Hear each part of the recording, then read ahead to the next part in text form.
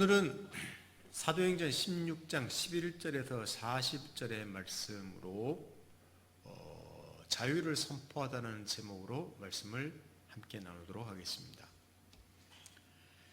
16장 11절에서 40절인데 15절까지만 제가 읽어드리겠습니다. 우리가 드로에서 배로 떠나 사모드라게로 직행하여 이튿날 네아폴리로 가고 거기서 빌립보에 이르니 이는 마게도냐 지방의 첫 성이요 또 로마의 식민지라. 이 성에서 수일을 유하다가 안식일에 우리가 기도할 곳이 있을까 하여 문밖 강가에 나가 거기 앉아서 모인 여자들에게 말하는데, 두아디라시에 있는 자색 옷감 장사로서 하나님을 섬기는 루디아라 하는 한 여자가 말을 듣고 있을 때에 주께서 그 마음을 열어 바울의 말을 따르게 하신지라. 그와 그 집이 다 세례를 받고 우리에게 청하여 이르되, 만일 나를 주 믿는 자로 알거든 내 집에 들어와 유하라 하고 강권하여 머물게 하니라. 아멘.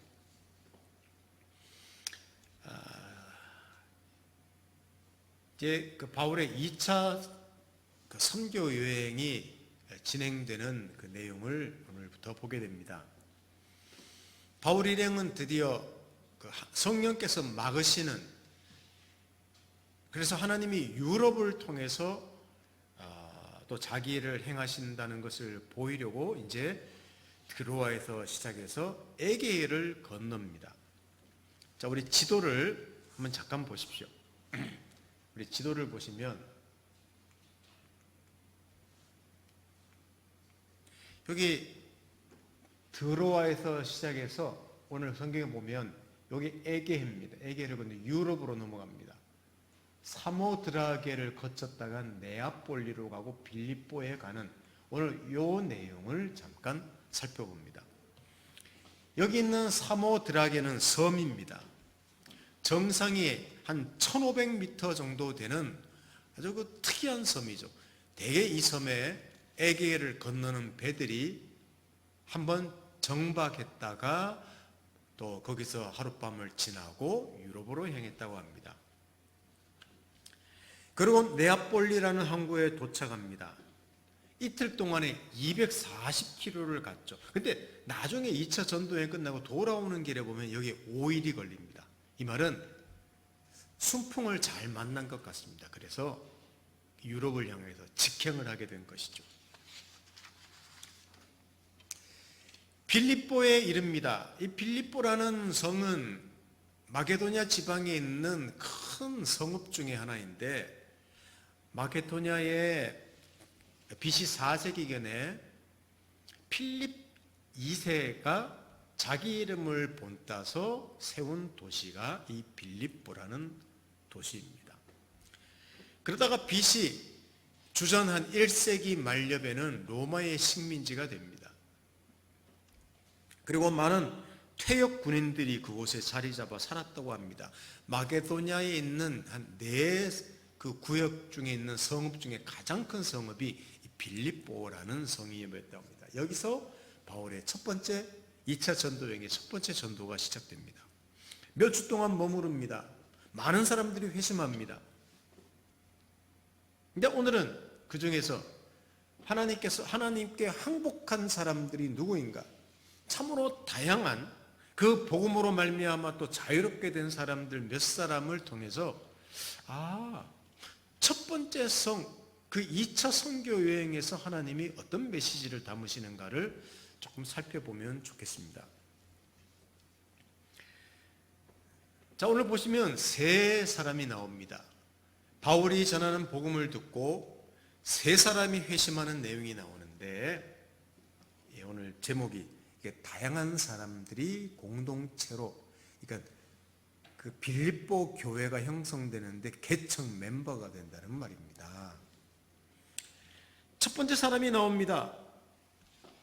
이 사람은 제가 그냥 이름을 줬는데 명품 의류 브랜드 CEO 루디아라는 여인이라고 제가 이름을 붙였습니다. 아마 빌립보에는 유대인 회당이 없었던 것 같습니다. 그래서 바울 일행은 안식일이 됐을 때 기도처가 있는가 하고 강가로 갔습니다.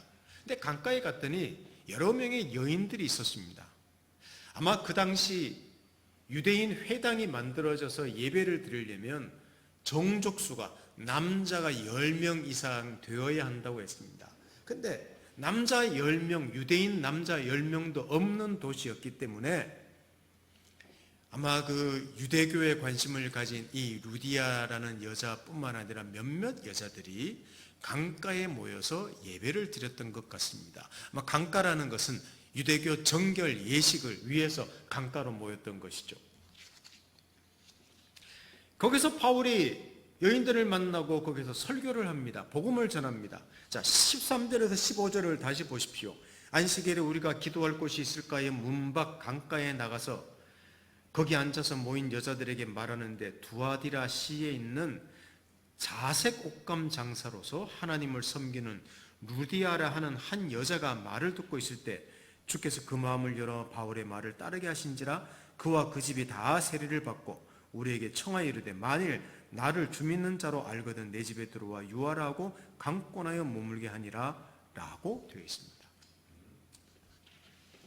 여기 보시면 두아디아라고 거기서 자색 옷감을 가져와서 장사하는 사람이라 그랬는데 두아디라는 소아시아 지방에 있는 도시입니다. 아마 여기 섬유 그 업이 발달했던 도시라고 합니다. 여기서 값비싼 자색 옷감을 가져와서 지금 빌립보라는 지방에서 섬유업을 하고 있는 사람이 이 루디아라는 여자인데 어떤 신학자들은 이 루디아도 이름이 아니라 그 두아디라 지방이 옛 도시 이름이 리디아라는 곳이기 때문에 리디아 사람인 여자, 그래서 루디아라고도 불렀다고도 말합니다. 우리 예를 들면 그렇게 있죠. 안성댁, 전주댁 하듯이 루디아도 그 사람의 이름이 아니라고 말하는 분들도 있습니다. 하여튼 부유한 여성 사역가였습니다. CEO였습니다. 이가 복음을 듣고 회심하게 됩니다. 그리고 여기 가족이라 말하는데 아마 이 루디아는 혼자 살았던 것 같습니다. 그렇다면 여기 가족들이라는 직원들을 말하겠죠. 그 직원들이 다 세례를 받습니다. 그리고 바울의 후견인이 되고 빌립보 교회의 개척 첫 멤버가 됩니다. 또 한 사람이 있습니다. 바울은 유대인 회당이 없기 때문에 안식일마다 기도처가 있는 거 찾아서 갑니다. 그런데 기도하던 장소로 가다가 귀신 들린 여종 하나를 만납니다. 자, 우리 사도행전 16장 16절에서 18절을 또 한번 보겠습니다. 16절에서 18절 읽어드리겠습니다. 우리가 기도하는 곳에 가다가 점치는 귀신 들린 여종 하나를 만나니 점으로 그 주인들에게 큰 이익을 주는 자라. 그가 바울과 우리를 따라와 소리질러 이르되 이 사람들은 지극히 높은 하나님의 종으로서 구원의 길을 너에게 전하는 자라 하며 이같이 여러 날을 하는지라. 바울이 심히 괴로워하며 돌이켜 그 귀신에게 이르되 예수 그리스도 이름으로 내가 내게 명하노니 그에게서 나오라 하니 귀신이 즉시 나오니라.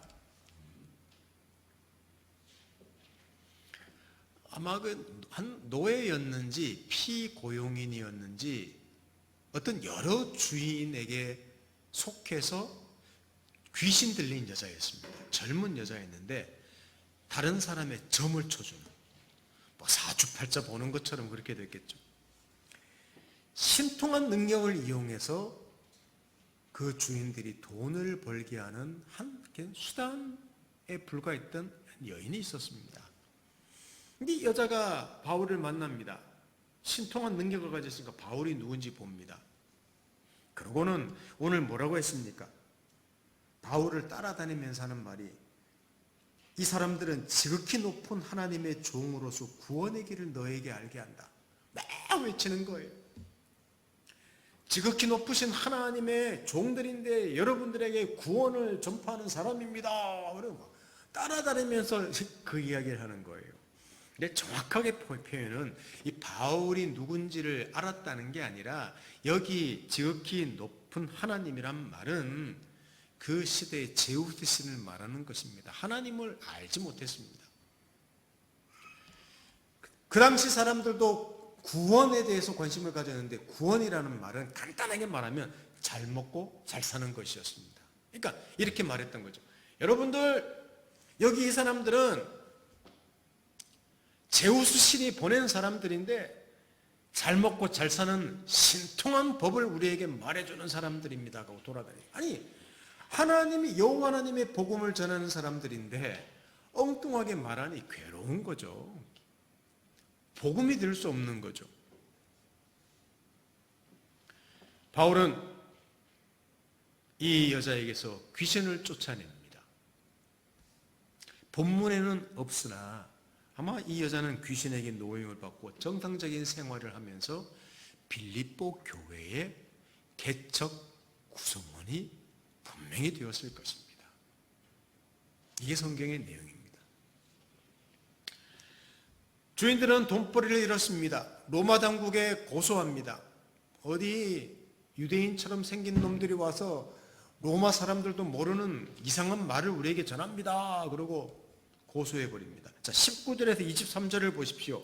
여종의 주인들은 자기 수익의 소망이 끊어진 것을 보고 바울과 실라를 붙잡아 장터로 관리들에게 끌어갔다가 상관들 앞에 데리고 가서 말하되, 이 사람들이 유대인인데 우리 성을 심히 요란하게 하여 로마 사람인 우리가 받지도 못하고 행하지도 못할 풍속을 전한다 하거늘 우리가 일제히 일어나 고발하니 상관들이 옷을 찢어 벗기고 매로 치라 하여 만이 친 후에 옥에 가두고 간수에게 명하여 든든히 지키라 하니 갇히고 맙니다.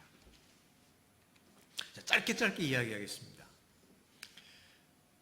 여러분, 그런데 감옥 안에서 일어난 일을 보십시오. 자, 우리 두 사람이 회심했죠. 처음에 누구였습니까? 유명 옷 섬유 브랜드 CEO 루디아라는 여인, 그리고 귀신이 들렸던 점치는 한 젊은 여자, 뭐 소녀라고도 할 수 있죠. 그리고 마지막 한 사람이 나옵니다. 자, 감옥에서 일어날 일인데, 자, 좀 길지만 제가 천천히 읽을 테니까 오늘 성경 본문을 읽는다고 생각하시고 한번 여러분 눈으로 따라 읽어주시면 좋겠습니다. 16장 23절에서 34절을 한번 보십시오. 만이 친 후에 옥에 가두고 간수에게 명하여 든든히 지키라 하니 그가 이러한 명령을 받아 그들을 깊은 옥에 가두고 그 발을 착고에 든든히 채웠더니 한밤중에 바울과 실라가 기도하고 하나님을 찬송하며 죄수들이 듣더라.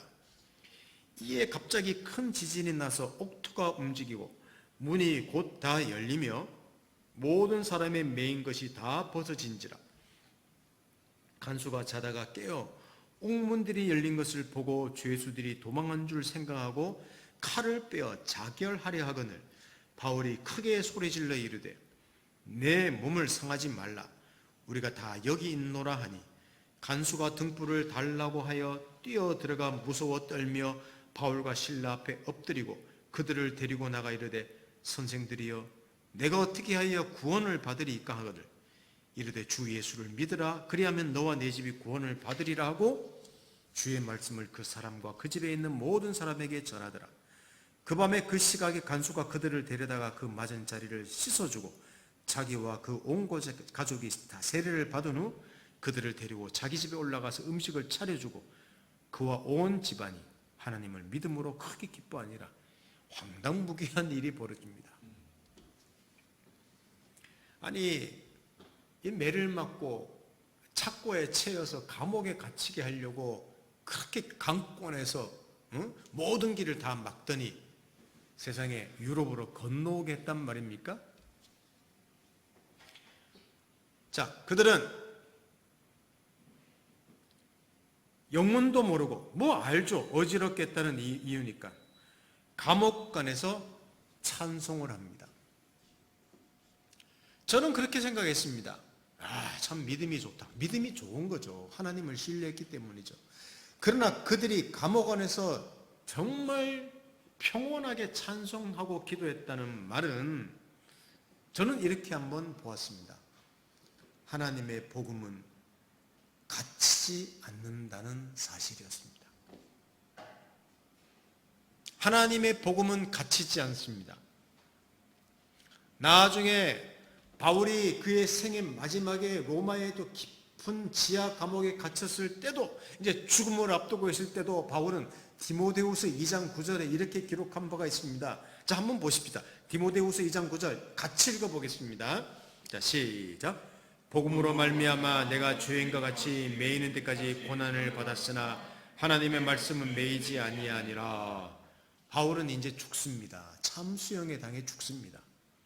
자, 깊은 지하 감옥에 갇혀 있는데도 뭐라고 말하는가 하면, 나는 죄인과 같이 매여 있는데 하나님의 말씀은 매이지 않았어. 내가 매여서, 내가 감옥에 갇혀서 복음이 끝난 게 아니야. 복음은 계속 전하고 있어. 전해주고 있어. 하나님은 일하셔. 이렇게 고백했던 겁니다. 맞습니다.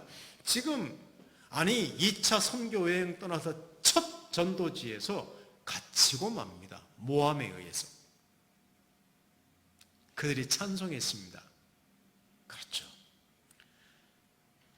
복음은 갇히지 않는다고 하나님께서 그들을 통해서 선포하고 계시는 것입니다. 아니나 다를까 큰 지진이 일어나고 옥문이 열리고 모든 죄수의 사슬이 풀려집니다. 저는 예전에는 그렇게 생각하지 못했는데, 이야, 하나님께서 이런 사건을 통해 놀라운 일을 미리 보여주시는구나. 아주 상징적인 사건이 일어납니다. 모든 죄수가 다 풀려요. 옥문들이 열려요. 뭡니까? 풀려나는 것, 죄에서 자유로워지는 것. 이것을 지금 이 바울이 갇힌 옥중에서 하나님께서 메시지를 보여주시는 것입니다. 복음은 매이지 않았어? 죄에서, 사람들의 속박에서 나는 사람들을 풀어내려고 바울 그가 전도자들을 내가 유럽으로 데려왔단다. 이것을 담대하게 하나님이 선포하고 성경에 기록하고 계신 것입니다. 죄수들이 다 도망한 줄 알고 간수는 깜짝 놀라서 깜놀했죠. 자결하려고 합니다. 옥문이 다 열렸으니까. 그때 바울과 실라가 자결하지 말라고, 안심하라고, 우리 다 여기 있다고 말합니다. 여러분, 지금 바울과 실라 전도 일행은 사실은 얼매인 사람들이, 매여 있는 사람입니다. 오히려 열쇠를 가진 간수는 자유인입니다. 그런데 마음은 반대죠.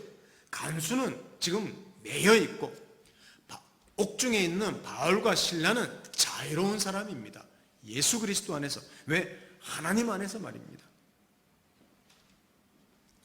간수가 뭐라고 말합니까? 여러분들, 내가 어떻게 해야 구원을 받을 수 있습니까? 라고 말합니다. 여기 이것은 그가 복음에 관심을 가져서 저를 죄에서 구원해 주십시오, 이렇게 말하는 내용이 아니에요. 아주 간단하게 생각하시면 됩니다. 우리는 자꾸 구원이라고 말만 나오면 전부 다 죄에서 구원받는 이야기만 생각해요. 선생님들, 제가 어떻게 구원을 받을 수 있습니까? 이 말은 이 말입니다. 지금 제가 몹시 혼란스럽습니다. 여러분들 다 풀려났는데 제가 무엇을 해야 됩니까? 제가 어떻게 이 상황을, 어려운 상황을 극복해야 됩니까? 이렇게 질문했습니다. 바울의 말은 단순했습니다. 주 예수를 믿으라. 그리하면 너와 내 집이 구원을 얻으리라. 아주 심플하죠. 주 예수를 믿어라. 단순하지만 심오한 선포입니다. 이런 말입니다. 간수, 예수가 주입니다. 예수가 구세주입니다. 예수가 왕입니다. 이렇게 선포한 내용입니다. 다른 이야기가 없어요. 복음 설명한 것도 아닙니다. 예수가 왕이십니다. 그 말에는 모든 내용이 다 포함되어 있는 것이라고 할 수 있습니다.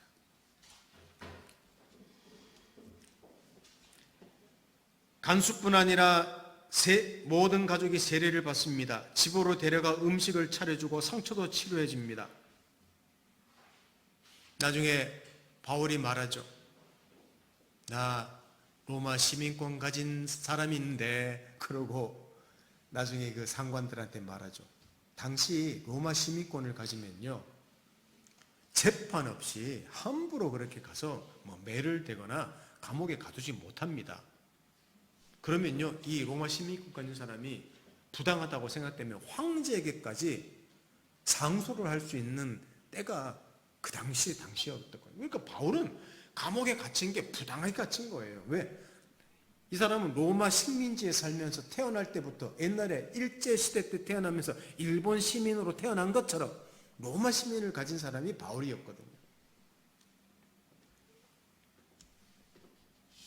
여러분, 바울이 자기가 가진 자유를 사용하지 않았습니다. 감옥에 갇혔습니다.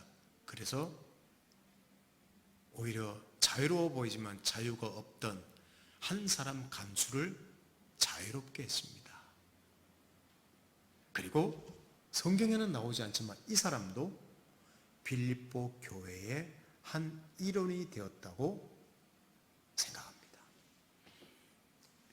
빌립보 교회의 첫 멤버들 3사람 말하고 있습니다. 자, 제가 이렇게 좀 설명한 이유가 있습니다. 다양한 사람들이 개척 멤버가 됐던 사실입니다. 사랑하는 성도 여러분, 한 가지를 더 살펴보려고 합니다. 이들 모두 자유를 얻은 사람들입니다. 우리는 이런 본문을 대하면 여러 가지 교훈을 받습니다. 바울의 전도 전략에 대해서나 또 바울의 믿음에 대해서, 루디아가 어떻게 그 복음을 받아들였지, 루디아에 대해서, 귀신이 들린 한 여인에 대해서, 그 주인들에 대해서, 착취하는 주인들, 그 다음에 간수에 대해서 다양한 교훈을 이 사건 안에서 100가지도 받을 수 있습니다. 좋은 일입니다. 그러나 바울을 강권에서 유럽으로 건너가게 하신 하나님이 그 담으시고자 하는 메시지, 그 첫 전도 현장에서 일어난 사건들을 통하여 하나님이 담으시려는 메시지, 그 하나님의 그 의지, 하나님의 생각하시는 일을 살피는 것이 굉장히 중요합니다. 저는 이것만큼은 놓치지 않았으면 좋겠습니다. 간단하게 말하자면 자유입니다. 자유란 말은 생명이라는 말입니다. 여러분, 죽음에는 자유가 없어요. 죽음이라는 세력에 얽매여 있으면 꼼짝없이 가만히 있어야 되는 거니까요. 생명이 있어야만 자유롭습니다. 유럽 선교의 첫 교회는 빌립보에 세워집니다. 이 첫 구성원들은 다양한 민족, 자, 루디아 여인, 아시아인이죠. 그 다음에 이 귀신 들린 여종은 사실은 노예로 팔려왔을 가능성이 많습니다. 특정할 수 없는 어떤 민족인 것 같습니다. 로마 간수, 로마인입니다. 다양한 신분을 가졌습니다. 다양한 상태에 있었습니다. 이들이 한 공동체로 들어오고 이들이 형제 자매가 되었습니다. 바울이 갈라디아 교회에 보낸 그 편지에 있는 내용과 똑같은 내용이에요. 자, 갈라디아서 3장 28절을 한번 같이 읽어보십시다. 갈라디아서 3장 28절 다 같이.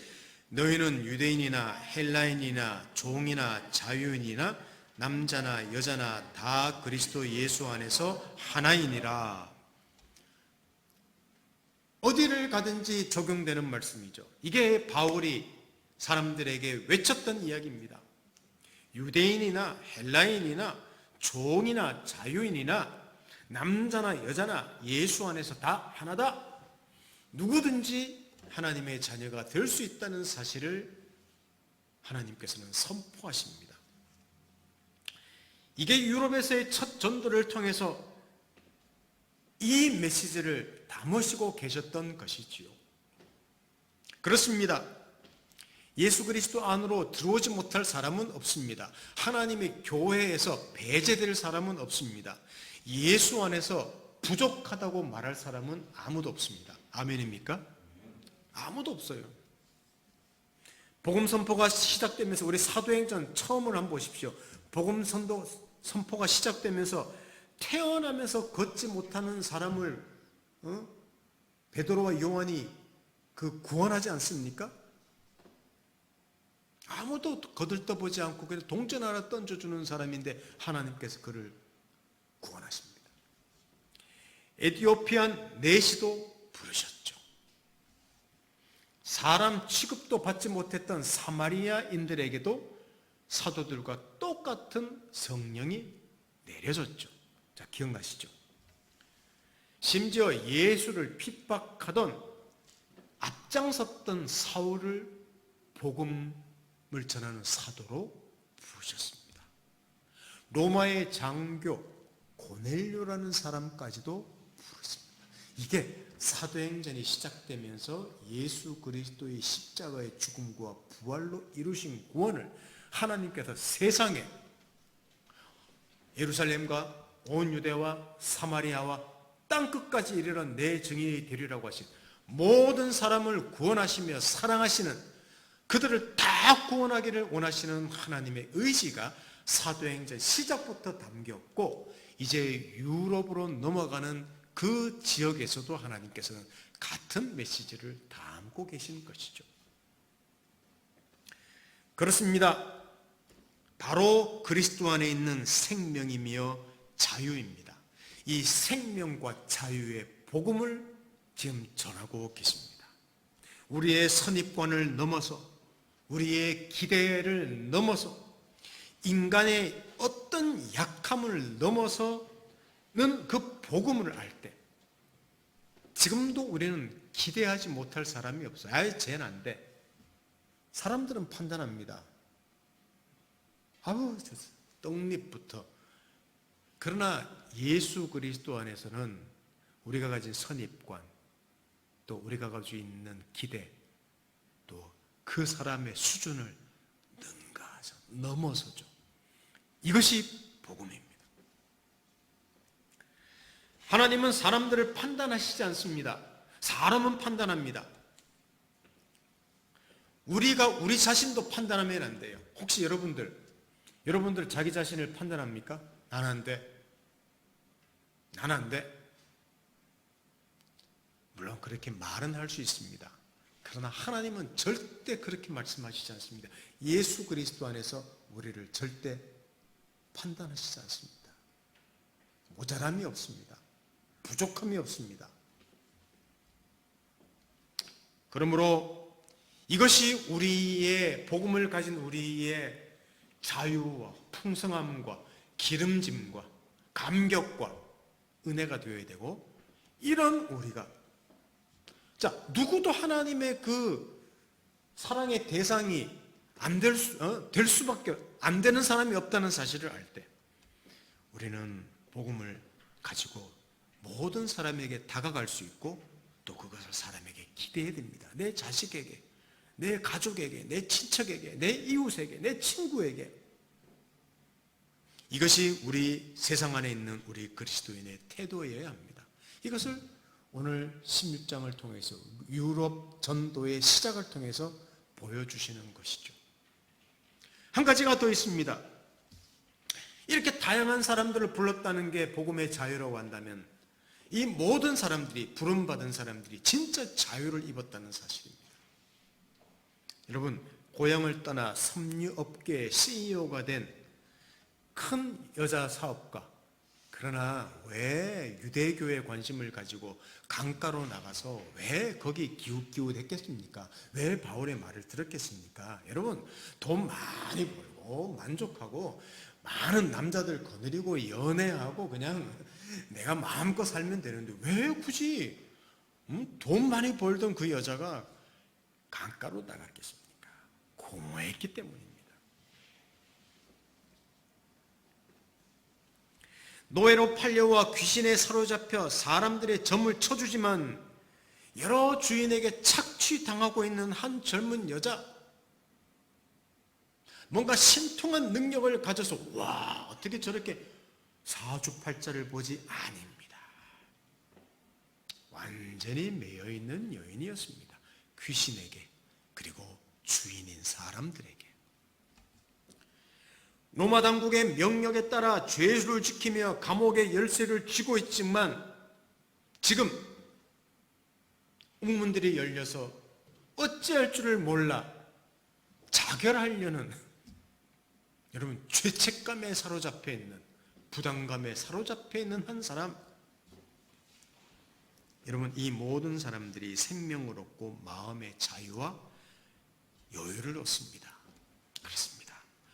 온전한 정신과 심적인 상태로 회복됩니다. 양심과 도덕성을 회복합니다. 이게 루디아 여인, 그리고 귀신 들린 여종, 또 자결하려는 그 간수가 누린 축복입니다. 돈이 전부가 아니구나. 그리고 내가 이렇게 온전한 정신으로 회복되었구나. 내가 무수한 사람들을 감옥에서 지키며 핍박하고 그렇게 사는 존재가 나였구나. 여러분, 그 자신을 발견하게 된 것이죠. 그래서 재물에서 자유로워지기 시작했습니다. 신분에서 자유로워지기 시작했습니다. 죄책감에서 자유로워지기 시작했습니다. 이게 이 세 사람들이 누리게 된 축복인 것이죠. 그렇습니다. 사랑하는 성도 여러분, 이들은 예수 안에서 자유를 얻었습니다. 예수를 주로 고백하면서 구원받았습니다. 간단하게 말하면 이런 거예요. 우리는 보통 구원받았다고 생각하면 죄와 죽음의 권세에서 벗어났다. 당근이죠. 그거는 물론 맞는 말입니다. 영원히 구원받았다? 맞습니다. 그러나 그 이상입니다. 무슨 말인가 하면 그의 인생이, 그의 삶이 예수 그리스도의 통치 안으로 들어오기 때문이다. 자, 주 예수를 믿으라. 그리하면 너와 내 집이 구원 얻는다. 그래. 주 예수를 믿으라 그랬습니다. 예수는 주라는 말입니다. 왕이라는 말입니다. 그렇습니다. 자기 인생의 재물이 왕으로 여겼고, 자기 인생의 귀신이 왕처럼, 자기 인생의 공권력이 왕처럼, 명예가 왕처럼 살았던 그들이지만 정말 인생의 주인이, 왕이 누구신지를 알게 되고 그 통치 안으로 항복해서 들어오게 된 순간입니다. 그래서 정상적인 사람으로, 하나님의 사람으로 변화되기 시작했습니다. 하나님의 통치를 받기 시작하는 사람이 됐습니다. 그 안에 하나님 나라가 시작되었다는 말이죠. 이게 구원입니다. 우리는 구원을 너무 편협되게 생각하지 마십시오.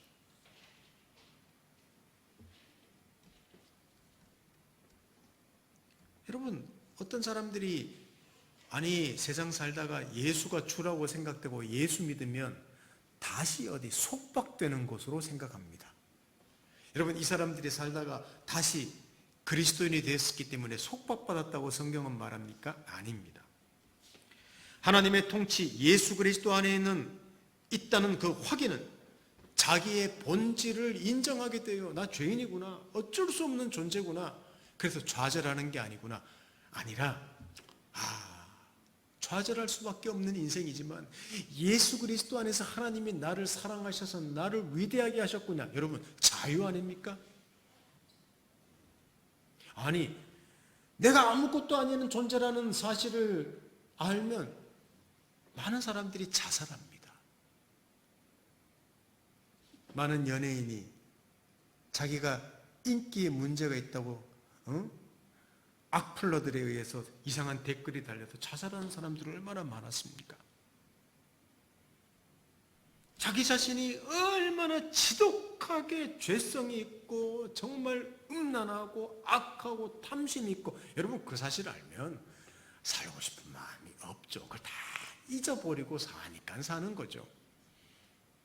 그러나 그런 존재임을 알아도 알매도 불구하고 하나님이 예수 안에서 나를 너무너무 사랑하시고 자녀 삼으시고 그의 백성 삼으셨다는 사실을 알면 그건 자유예요.